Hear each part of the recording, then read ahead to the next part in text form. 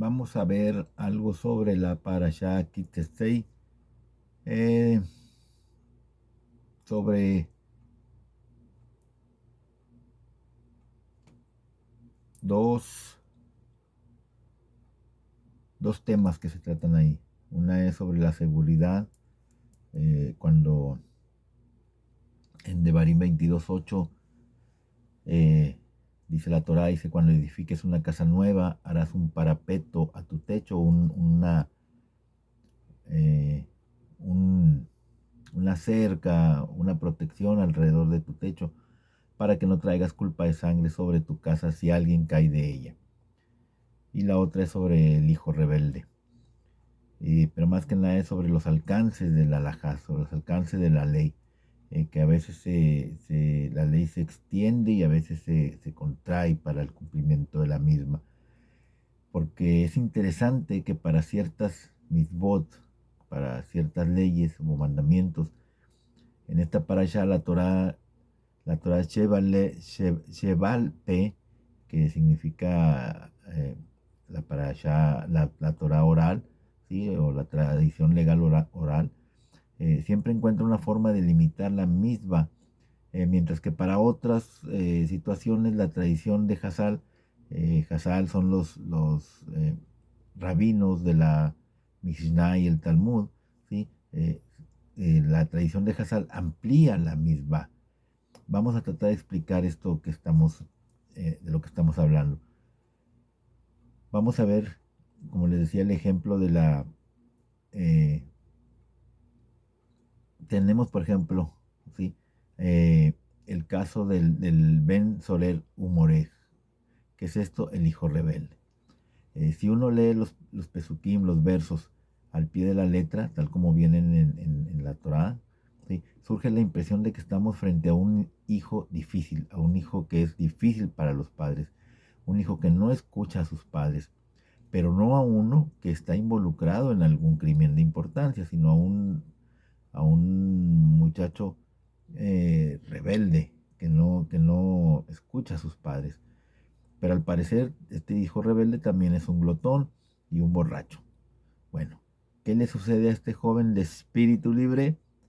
Pues se le da muerte públicamente. Así lo establece el halajá, ¿sí?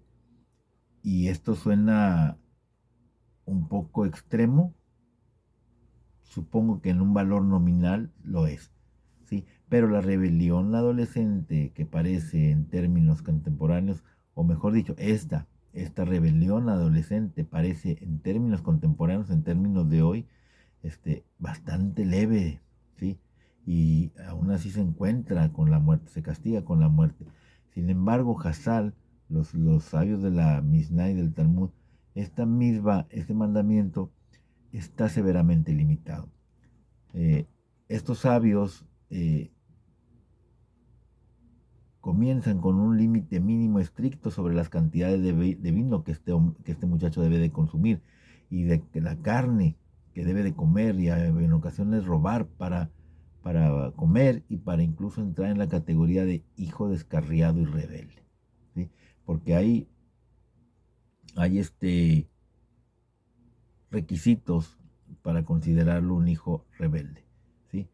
Este, Además escuchamos que el Beit Din, lo que es el tribunal rabínico, le dio 39 latigazos cuando lo amonestaron, ¿sí? Pero luego este joven roba por segunda vez, ¿sí? Pero necesita ser atrapado. Y ambos padres deben de estar de acuerdo en entregarlo al Beit Din. Pero todo esto debe suceder en un periodo de 3 meses a partir de su 13º cumpleaños. O de lo contrario es absolutamente absuelto. Tal vez ahora podamos entender por qué Hassal afirma que el caso del Ben Soler Humorej nunca ocurrió, ¿sí? Nunca, se dicen los sabios que este caso nunca ocurrió en la historia del pueblo de Israel. Pero ¿cómo podría haber ocurrido? ¿Por qué no podría haber ocurrido? Porque las limitaciones impuestas por la halajá a esta situación hacen que sea prácticamente imposible que se cumplan todas esas condiciones. ¿Y qué hay de los otros ejemplos de una restricción o de una reducción al alcance de una alhaja en particular? Por ejemplo, veamos la misma citada en esta parasha que emite una prohibición de conversión para los descendientes de las naciones de Amón y de Moab, ¿sí? Y esto se especifica en el capítulo 23 del verso 4 y 6. ¿Por qué? Porque la Torah Sheval Pe'er aplica esta ley solo a los representantes masculinos de estas naciones y no a las mujeres de Moab o de Amón.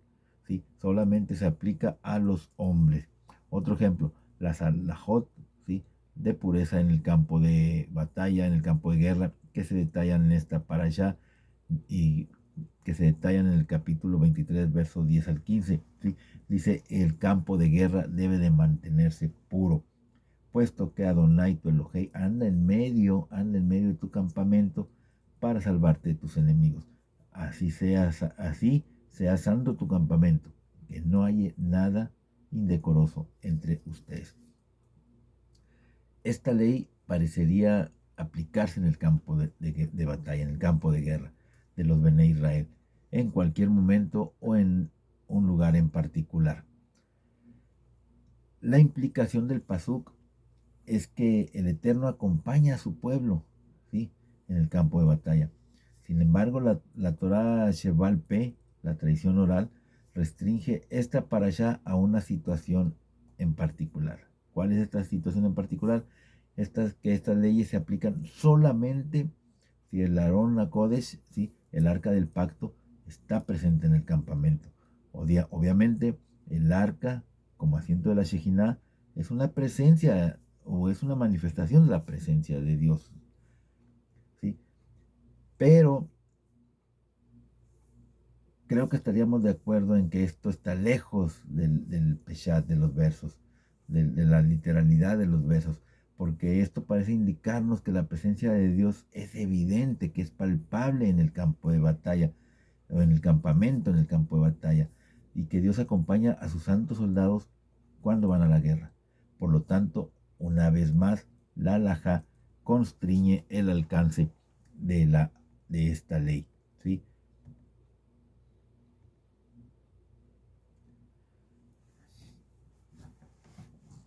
¿Qué sería lo práctico y lo ideal? ¿Cómo podríamos explicar este fenómeno? Podríamos decir, podríamos decir esto. Hay momentos en que hay algún tipo de disonancia entre el espíritu de la ley y la letra de la ley. Que Dios ha construido la Torah con el alcance para permitir una perspectiva en capas, una dualidad armoniosa para dar profundidad a las mismas. La Torah escrita ofrece una capa y la Torah oral presenta una segunda capa. La Torah expresa este nivel dual, expresa esta multiplicidad de perspectivas al crear una disonancia entre Peshat, entre lo literal, y el Drash, ¿sí? Y es decir, la halajá misma, ¿sí? Así afirmamos entonces que el texto de la Torah expresa la halajá en cierta forma que expresa el espíritu de esta ley en particular. Sin embargo, en la Torah Sheval P, los criterios objetivos cuantificables y definiciones fijas crean la ley en su estricta formulación legal. Esta es la reducción o constricción de la ley. Aparentemente Dios está interesado en pasarnos estas dos dimensiones, entendimientos o capas de un fenómeno en particular, ¿sí? Un buen ejemplo de esto podría ser la parashá de Kriyat Shema, que en su forma original descubre una realidad de hablar sobre la Torah, en todo momento y en todas las situaciones, sentado en casa, mientras estás en el camino, cuando te despiertas, cuando te levantas, cuando te vas a dormir. La Torah parecería estar pidiéndonos que meditemos en las palabras de Dios en cada situación en la que nos encontramos. Pero sin embargo, la definición objetiva del halajá nos obliga a recitar un párrafo simple en la mañana y por la tarde, ¿sí? Pero claramente el texto original de la parashá tiene un sentido más exigente. ¿Por qué es necesario reducir la aplicación de la ley? Tal vez la Torah debe poder ser ejecutada por todo Israel. Es imposible instruir a cada persona para que hable Torah durante todo el día, pero como un ideal, como una posición maximalista, brilla allí como un objetivo, como una meta, como una aspiración que puede ser alcanzable también. La halajá es pragmática, el peshat expresa una realidad más utópica. Y lo mismo ocurre con el campamento del ejército. Cada soldado debe de leer la parashá y sentir que el Eterno marcha con el ejército judío, o el ejército israelita, mejor dicho. Y esto exige un alto nivel de conducta ética, incluso el de Kedusha. La halajá dice que si bien este debería ser el concepto ideológico para un ejército hebreo, en la práctica la ley se aplica solo cuando hay una presencia concreta de la Shejina en el campamento. Vamos a ver la misma Maakej, ¿sí? ¿Qué es la misma Maakej? Es una misma que funciona precisamente en la dirección opuesta. En esta situación, la Torah Shebapel en realidad expande la misma de acuerdo con el espíritu de la ley. La Gemara en Baba Kama, folio 15b, lo expresa de la siguiente manera. ¿Cuál es el origen de la ley que restringe el ingreso a la casa de un perro salvaje o que haya una escalera insegura? La Torah enseña, no traerás culpa de sangre sobre tu casa. Rambam, en sus leyes de asesino y prevención de la vida, dedica 2 capítulos completos a detallar todo tipo de medidas de seguridad para garantizar que las personas no entren en situaciones peligrosas. La halajá, que abre toda la sección sobre seguridad, es la ley del parapeto, el maakej. Así que esta halajá sienta un precedente en la Torah para un grado razonable de precaución.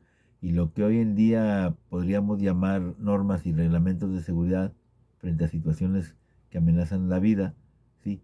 En ese tiempo la ley oral ampliaba el alcance de la ley en lugar de reducirlo, ¿sí?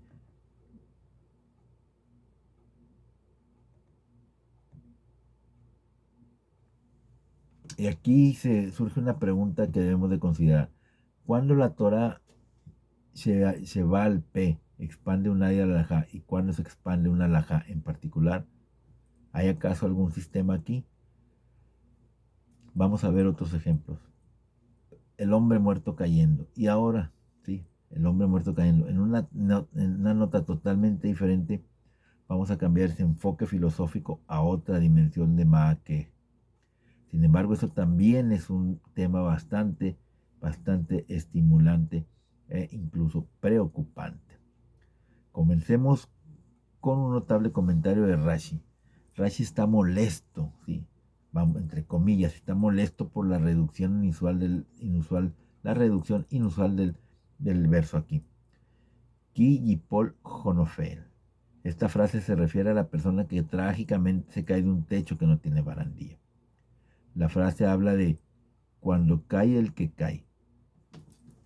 Cuando cae el que cae. ¿Por qué no dice simplemente cuando una persona cae? ¿Sí? Rashi comenta, se merecía caer. Sin embargo, a pesar de esto, no deberías de ser tú quien provoque su muerte, porque las cosas buenas son obra de los inocentes y las cosas malas son obra de los culpables. Y aquí Rashi está diciendo algo bastante notable.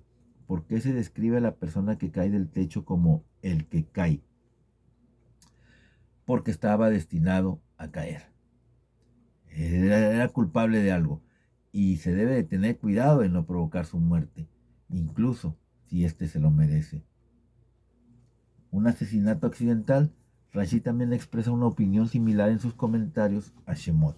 Allí el pasuk está hablando de una situación de asesinato accidental. El verso dice, el que hiere fatalmente a un hombre será condenado a muerte.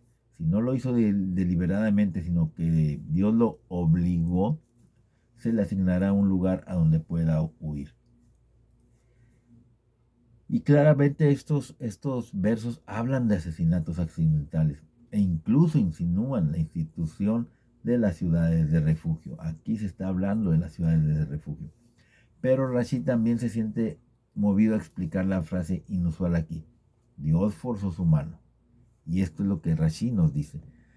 Rashi dice, Dios forzó su mano. Él dispuso que cayera en sus manos. ¿Y por qué debe surgir de él este acto?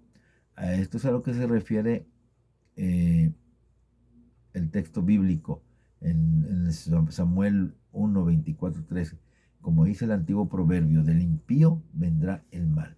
Ese antiguo proverbio es la Torá. ¿Y dónde dice esto la Torá? Y Dios forzó su mano. ¿A qué se refiere el vehículo? Hay dos individuos, uno asesinado accidentalmente y otro asesinado a sangre fría. No hubo testigos de ninguno de los dos hechos y por lo tanto este no fue desterrado a la ciudad de refugio y el otro no fue ejecutado. El Eterno dispone que ambos se reúnan en un lugar particular. El asesino accidental está subiendo una escalera y el asesino deliberado está sentado bajo de ella. El hombre de la escalera se cae y mata al hombre que estaba abajo. La gente es testigo del evento y por eso el hombre de la escalera es enviado al exilio. El que mató por accidente va al exilio y el que fue asesinado a sangre fría pues encuentra la muerte. Ahora bien, esta visión de la justicia divina es bastante difícil de entender. Rashi afirma que todos y cada uno de los asesinatos son verdaderamente parte de una cadena divina de castigo. Pero ¿acaso es posible que todo este accidente fatal de trabajo, toda esta muerte sea un acto directo del Eterno? Pues esto es precisamente lo que dice Rashi, que toda muerte está destinada. Toda muerte accidental no es accidental en absoluto. Porque si aceptamos ese punto de vista, solo nos va a quedar una pregunta, y es la que plantean el techo y el parapeto. Esta persona que cayó ya estaba sentenciada a muerte, ¿sí? Y es por eso que se le llama Nobgel, el que cae. Cuando la persona cae es porque estaba destinada a caer. Pero la pregunta es, ¿quién va a ser el asesino? ¿Quién va a ser la persona que cause su muerte? La Torah dice, no deberías de ser tú. O en palabras de Rabbi Hoffman, no podemos causar la muerte de ningún hombre, aunque Dios lo haya decretado a causa de sus pecados. Y esto se plantea en una famosa Mishnah sobre Hillel en Pirkei Avot. Él vio una calavera flotando sobre el agua, ¿sí? Y no se sabe qué agua era, tal vez un río, pero le dice, Hillel le dice a la calavera, porque ahogaste a alguien, te ahogaste, y la persona que te ahogó encontrará su fin ahogándose.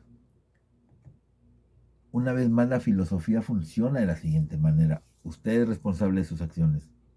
Tiene prohibido realizar un acto no ético, aunque esté absolutamente seguro de que cierta persona lo merece. Debes de guardar la ley. Dios se preocupará de arreglar el sistema para que todos reciban su merecido, su recompensa o su castigo.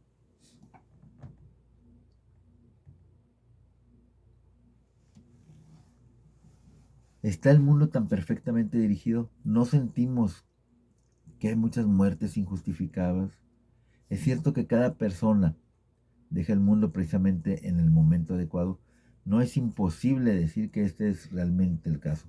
Pero la antigua pregunta de Sadik Berraló, la discusión filosófica de la teología, es un reflejo del hecho de que desde nuestra perspectiva humana el mundo o Dios a veces parece gravemente injusto y a veces brutalmente cruel.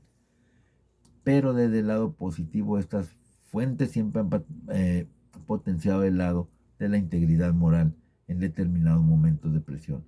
Esta misma nos enseña que debemos de vigilar nuestras acciones independientemente de las excusas. Tenemos que conservar nuestro sentido de la moralidad y actuar éticamente, porque sabemos que esto es lo correcto, lo que el Eterno exige de nosotros. Esto incluso si el entorno en el que nos encontramos parece generosamente injusto.